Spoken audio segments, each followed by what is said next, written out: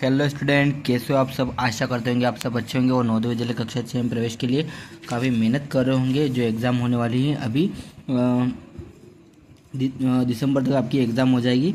तो अपन ने पहला पैराग्राफ ये कंप्लीट कर लिया था कल, तो अब दूसरे पैराग्राफ की बारी है। तो आज इसको कंप्लीट करेंगे क्योंकि इसमें भी 5 क्वेश्चन है, आपको पता ही है। वैसे भी देख सकते हैं आपको जिस प्रकार से क्वेश्चन है। तो ये अपना किसके ऊपर होने वाला है, ये भारत के द्वितीय यानी कि सेकंड प्रधानमंत्री हैं, प्राइम मिनिस्टर, उनके ऊपर होने वाला है। तो देख लेते हैं पैराग्राफ को, पहले पढ़ लेते हैं कि क्या पैराग्राफ में है, उसके बाद इनका आंसर है उनको देखेंगे, है ना। लाल बहादुर शास्त्री भारत के द्वितीय प्रधानमंत्री थे। उन्हें भारत के श्रेष्ठ राजनेताओं में गिना जाता था। यानी कि जो भारत के द्वितीय प्रधानमंत्री कौन थे, लाल बहादुर शास्त्री। उन्हें श्रेष्ठ राजनेताओं में गिना जाता था, लेकिन उनके आरंभिक जीवन के बारे में लोग बहुत कम जानते हैं। उन्होंने अपनी पढ़ाई पूर्ण करने के लिए अपने जीवन में अनेक बाधाओं के विरुद्ध संघर्ष किया, है ना। तो पढ़ाई पूरी करने के बाद उन्होंने कोई नौकरी नहीं की। वे स्वाधीनता आंदोलन से जुड़ना चाहते थे। शीघ्र ही वे एक जन नेता बन गए, है ना। तो वो एक शीघ्र ही जन नेता भी बन गए थे, है ना। वे 1964 में भारत के प्रधानमंत्री बने। वे बहुत मेहनती व्यक्ति थे। वे प्रतिदिन कम से कम 18 घंटे काम करते थे। देखो कितने मेहनती इंसान थे लाल बहादुर शास्त्री, है ना। तो अब इनके 5 क्वेश्चन है, इनको अब अपन कर लेते हैं, है ना। तो लाल बहादुर शास्त्री भारत के कौन प्रधानमंत्री थे, प्रथम थे, द्वितीय थे, चतुर्थ थे या तृतीय थे। तो अपन ने यहाँ पे क्या देखा, लाल बहादुर शास्त्री भारत के द्वितीय प्रधानमंत्री थे, है ना। उन्होंने अपने जीवन में अनेक बाधाओं के विरुद्ध संघर्ष किया, है ना। ये आएगा इसमें, बाधाओं के विरुद्ध संघर्ष किए। ये आप इसको कहाँ पर देखेंगे, ये देखो यहाँ पे लिखा है, उन्होंने अपने जीवन में अनेक बाधाओं के विरुद्ध संघर्ष किया, है ना। तो ये अपना ऑब्जेक्टिव ये वाला सही है, इसका बी वाला। वह देश नेता बन गए। तो वे कौन से नेता बने थे, वो जन नेता बने थे, है ना। अपन ने यहाँ पे देखा, देखो वे एक जन नेता बन गए थे। थोड़ा सा यहाँ पे जो पैराग्राफ में थोड़ा सा अलग टाइप का दिखेगा, वो जो ऑब्जेक्टिव टाइप वो थोड़ा अलग टाइप का दिखेगा। तो आपको उसको ध्यान से देखना है ना, इस बात का आप ध्यान रखना, है ना। बन गए क्रिया का काल है। बन गए यानी कि वो भूतकाल हो गया, है ना। अगर बने हुए हैं तो वो वर्तमान काल होता है। बनने वाले हैं तो वो भविष्य काल होता है ना। तो वो बन गए क्रिया का काल कौन सा है, तो ये भूतकाल में आएगा अपना, है ना, क्योंकि वो बने हुए थे पहले, है ना। तो भूतकाल इसका राइट आंसर है। पूरा करना का पर्यायवाची क्या है, पूरा करना यानी कि संपन्न करना, है ना। पूरा करना का पर्यायवाची क्या होगा, संपन्न करना। ये इसका राइट आंसर है ना। कुछ इसी प्रकार से ये अपना सेकंड पैराग्राफ भी कंप्लीट हो गया।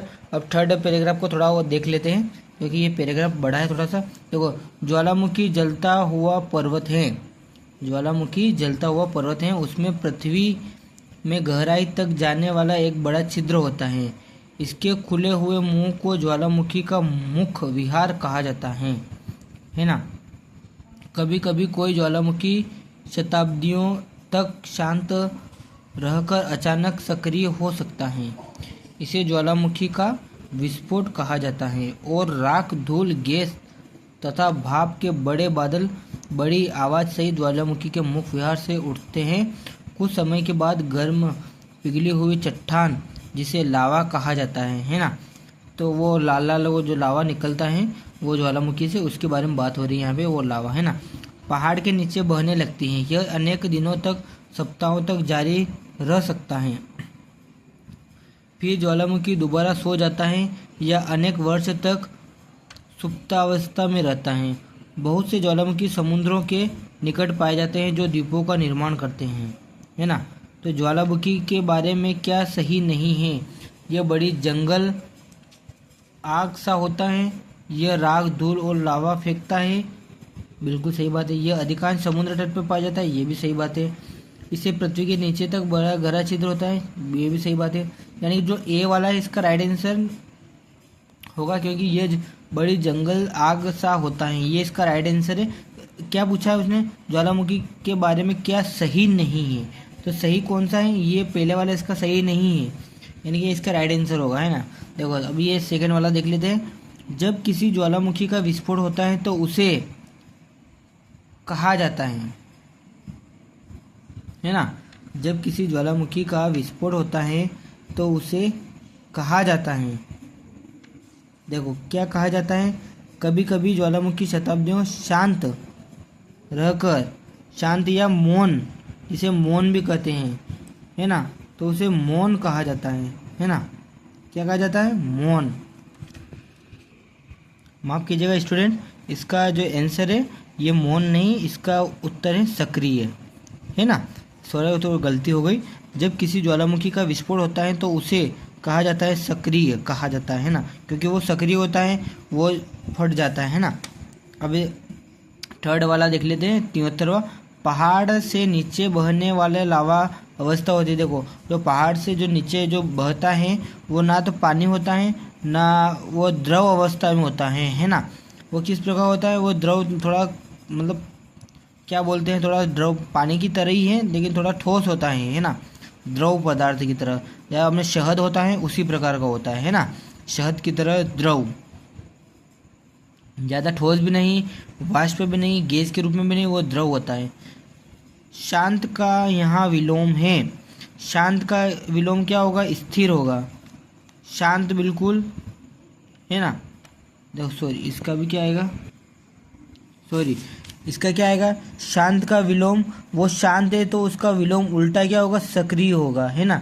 शांत का उल्टा सक्रिय होगा। इस बात का ध्यान रखना, जो शांत है वो बैठा हुआ है तो उसका उल्टा क्या होगा, सक्रिय, यानी कि वो चल रहा है, वो मतलब उसने गति पकड़ रही है ना। अब एक और देख लेते हैं, अनुच्छेद में प्रयुक्त सहित का अर्थ क्या है। देखो सहित का अर्थ क्या होगा, मतलब साथ वाला, साथ में चलने वाला, है ना। तो इसका राइट आंसर क्या होगा, के साथ, सहित मतलब उसके साथ, है ना। ये अपना ये 2 पैराग्राफ कंप्लीट हो गए। अब एक बचा एक पैराग्राफ हो, इसको अपन कल कंप्लीट करेंगे और ये अपने लगभग 75 नंबर के इनमें से कंप्लीट होंगे। हम ऐसे और भी प्रैक्टिस सेट आपको बताएंगे ताकि आपको नवोदय विद्यालय कक्षा 6 में प्रवेश के लिए जो आप मेहनत कर रहे हैं उसमें आप सफल होंगे। अभी के लिए इतना ही।